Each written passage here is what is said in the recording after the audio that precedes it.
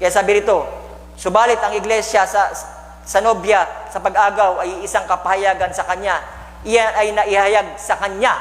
No? Naihayag sa kanya ang kapahayagan, ang tunay na nobya ni Kristo ay maghihintay para sa kapahayagang iyon sa pag-agaw. Ibig sabihin, no, may nauna, may nanghuli. Ibig sabihin, pinapahayag ito sa kanya habang nakikinig siya ng salita ng Panginoon. At ito'y may nauna, may nanghuli. Ay ito'y dumadating sa kanyang kapahayagang na yun at nagkakaroon siyang pag-agaw espiritual. Tandaan itong quotes na to, espiritual to na pag-agaw. Kaya maliban na agawin ka, bago ka agawin sa literal, kailangan agawin ka muna sa personal na karanasan, sa espiritual na pag-agaw. Ang iba walang hindi naniniwala dyan. Basta, in time na kami, Brother Jehovah, mangaral ka na lang sa labas. May mga nagsasabi kayo, marangalan sa labas, affected pa yung pangaral sa mga unbeliever, stay in the line nga. Ano ba ibig sabihin, stay in the line? Pag sinabing ministry, stay in the line, ministry ito, stay in the line, back to the word. Ibig sabihin, para to na sa loob ng nag-aangkin na mensahe, nang sa gayon, yung iba dyan, nadadamay lamang sa mga lobo upang maibalik muli sa kanyang original na salita. No? Paano ako mangaral na sa labas lamang? Pangkalahatan naman to no? Na kung saan ang puzzle ng sinisigaw ng Panginoon dito na kayo ay bumalik sa kanyang salita na nahaluan na naman ng denomination spirit. No, nahaluan na naman ng libatura, nahaluan na naman ng sistema. Ang sistema ay dinala nila sa loob ng iglesia, sabi ng propeta. Kaya hindi sila niniwala na ang paglibasa ay secure na sila sa mensaheng ito, anti-message na sila. Ang ginagawa nila, naghahantay sila sa pag-agaw na darating kahit malahininga sila doon. Wala silang pakialam kung sila naglilingkod ng concentrate at may init ba sila at may revival sa puso nila. Wala silang pakialam doon. Basta importante sa kanila, anti-message kami. No? Ganun na sa kanila. At yun, ipinahayag sa kanila na ang kapahayagan ay tunay na nobya ni Kristo ay naghihintay para sa kapahayagan ng pag-agaw. Ngayon, isa sa kapahayagang iyon sapagkat ang kapahayagan ay pananampalataya. Bakit ka inagaw sa iyong rapturing faith? Dahil nagkaroon ka ng pananampalataya. Sapagkat ang kapahayagan ay pananampalataya. Maliban manampalataya ka, hindi ka magkakaroon ng pag-agaw. Maliban din, hindi ka inagaw, hindi ka makakarating sa pag-agaw na literal. No? Napakalagang tatlong ito. Pananampalataya, dahil sa pananampalataya mo, inagaw ka espiritual, kasama na dyan yung new birth, nagkaroon ka ng personal na karanasan, yung init na wala nang hininga doon, kandidato ka na sa pag-agaw. No? Dahil ang pag-agaw literal, sabi ng propeta, hindi ka, maliban agawin ka sa espiritual, hindi ka makakaranas ng pag-agaw literal. No? Kaya tiyakin natin, tinutumbok na ministry ito, na tayo ay magkaroon ng personal na karanasan. Hindi ka maaaring magkaroon ng kapahayagan na hindi iyon pananampalataya. Ang pananampalataya ay isang kapahayagan dahil isang bagay ito na inihayag sa iyo. Ang pananampalataya ay isang kapahayagan. Ang pananampalataya ay isang bagay na nahayag sa iyo. No? Ang pananampalataya daw ay isang bagay na nahayag sa iyo. Ano ba ang nahayag sa iyo? Alam natin. Hayag sa atin. No? At mga sikat at mga matatagal pa na at nagmamalaki doon. No? Na kung saan sila nagmamataas doon, pero nangangapa sa kanilang kapanahunan. Marunong sila sa kanilang letra by letra, pero pagdating sa kanilang kinakabuhay sa kapanahon ito, hindi nila pansin yun. Sabi pa ng propeta, hindi nila alam yun. Nangangapa sila. Nasa liwanag na roon na, pero nangangapa sila sa dilim. No? At ayun ang literal na nangyayari. May matinding kabiguan na nangyayari. Kaya sabi rito, 1950, pagpapagaling at ano ang sakit? No?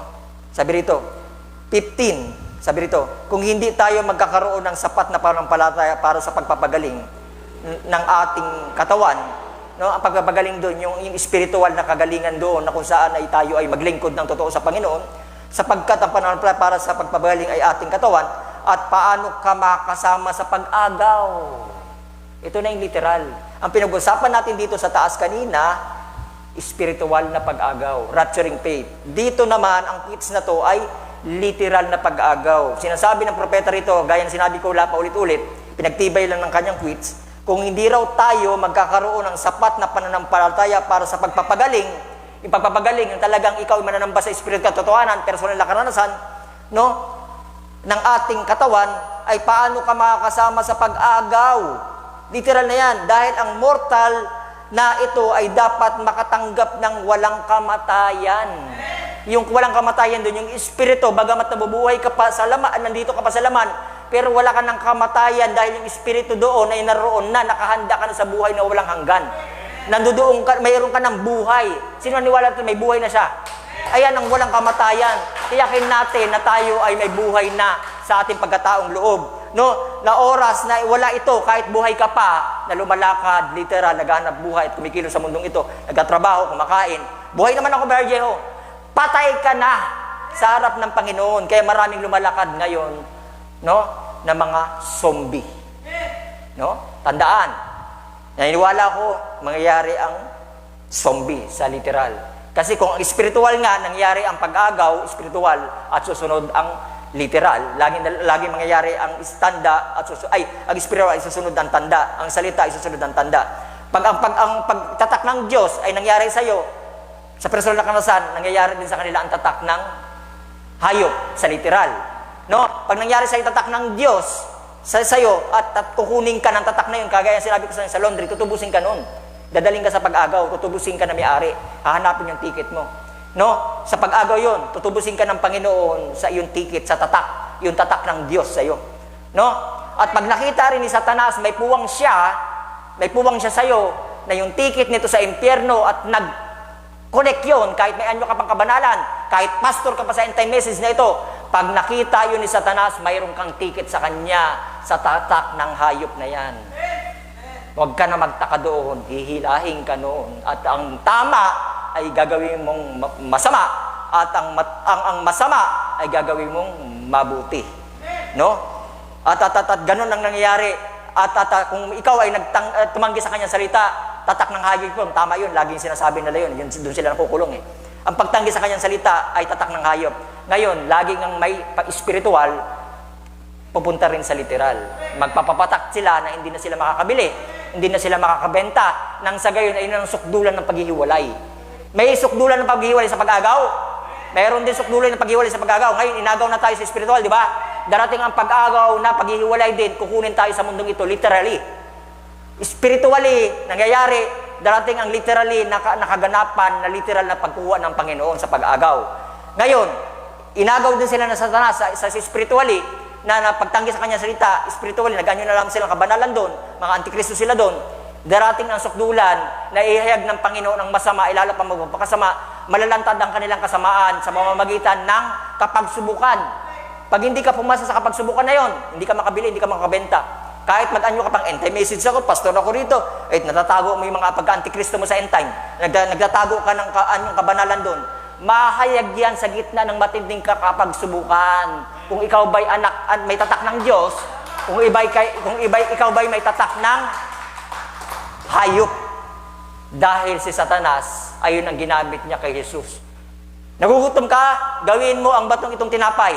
Sa mga bagay nito, ano ginagawa ni Satanas ngayon? Ang gagamitin ni Satanas, tiyan.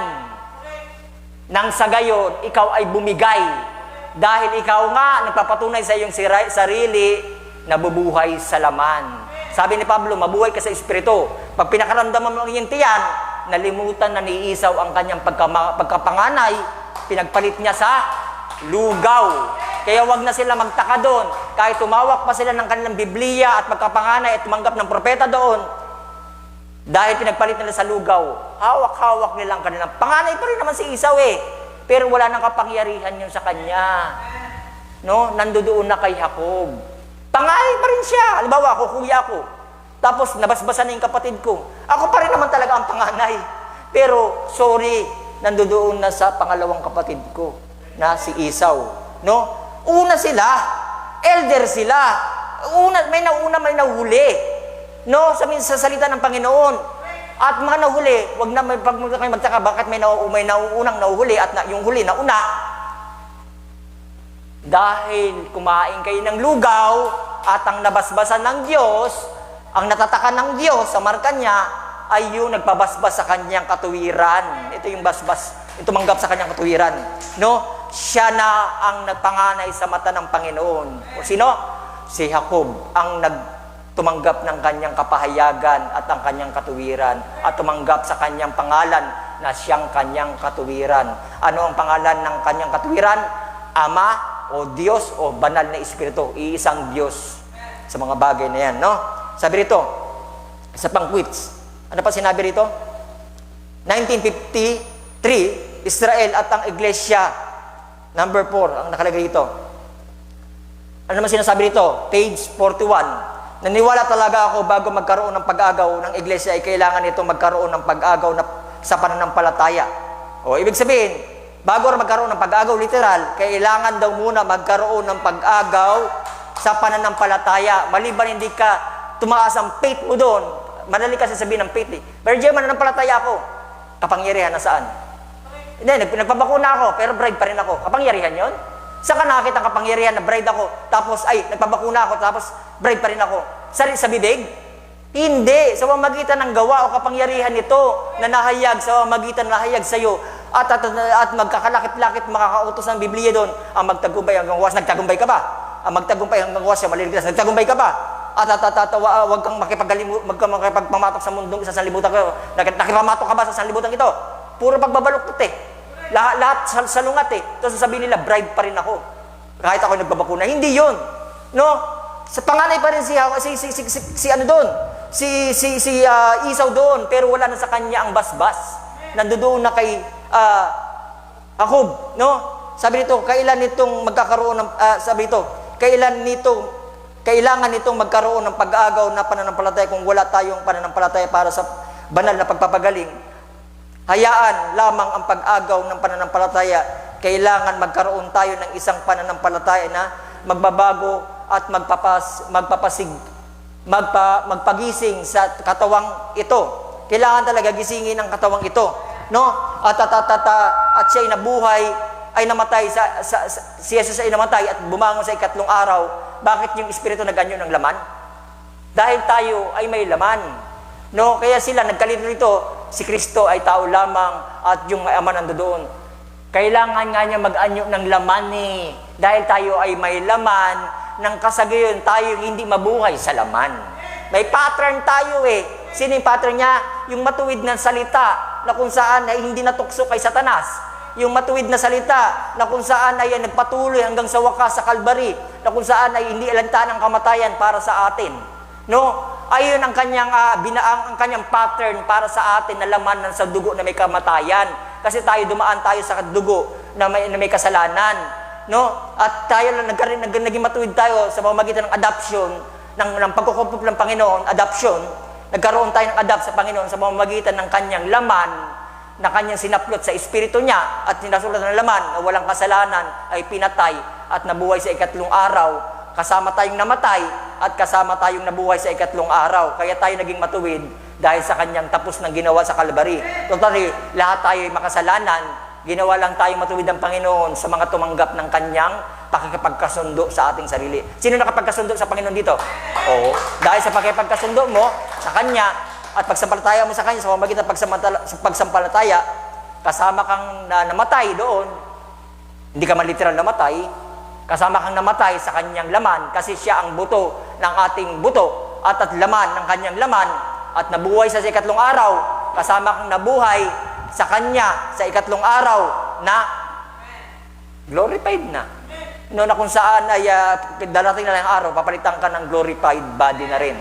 Kung paano siya, ay gayon din ang gagawin ng Panginoon sa uling araw, na kung saan ay ngayon ay niluwalhati ka pa lang sa pamamagitan ng kanyang salita. Hindi pa man tayo napapalitan ng katawan na walang kasiraan, pero ngayon niluwalhati na tayo ng Panginoon sa pamamagitan ng salita.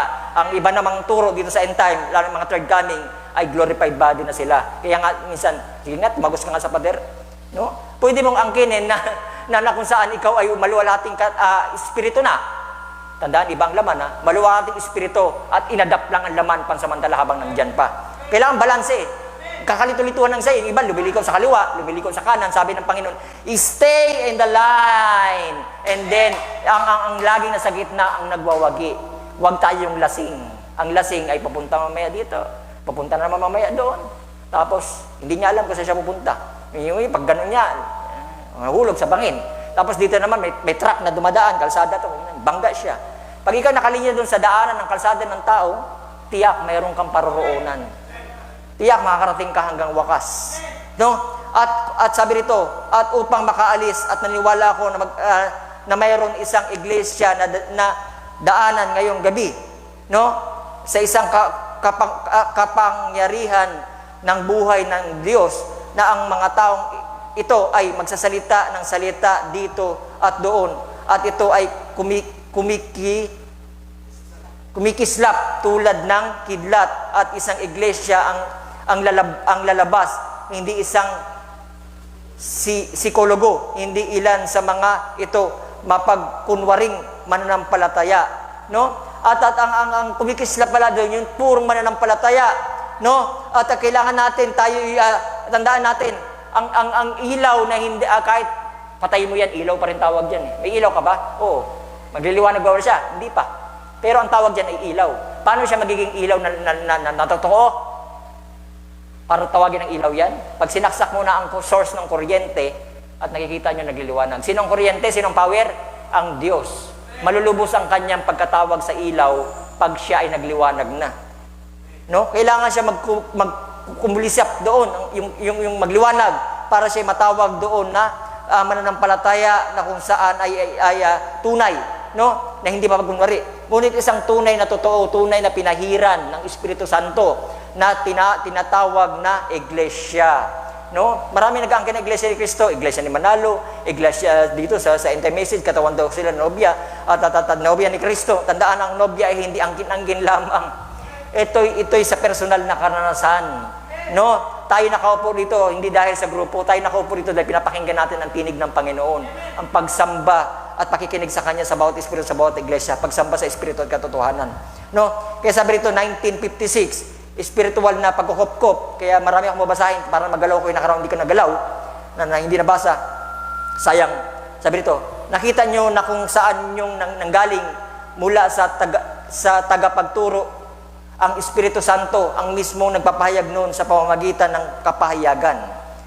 Di ba? Malinaw na kung saan nakikita natin, yung siyang banal na Espiritu, ang mismo ang nagpahayag noon sa pamamagitan ng kapahayagan.